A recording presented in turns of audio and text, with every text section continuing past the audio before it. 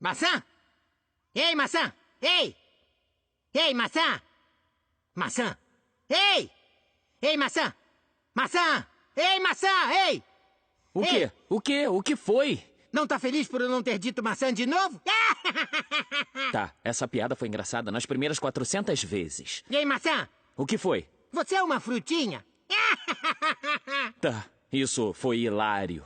Ei! Ei, maçã! Que foi? Pode fazer 10 flexões em 10 segundos? Que pergunta é essa? Eu nem sequer tenho braços. Como eu vou fazer uma flexão? Ei!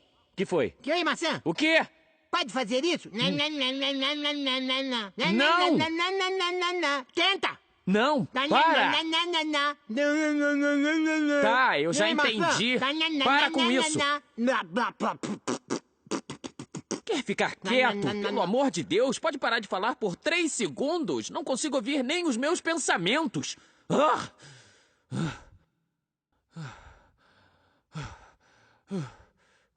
Ei, maçã! Que foi? Faca! Ai, eu te avisei que isso doía. Achou que isso dói? Ei, pera! Ah, meu Deus.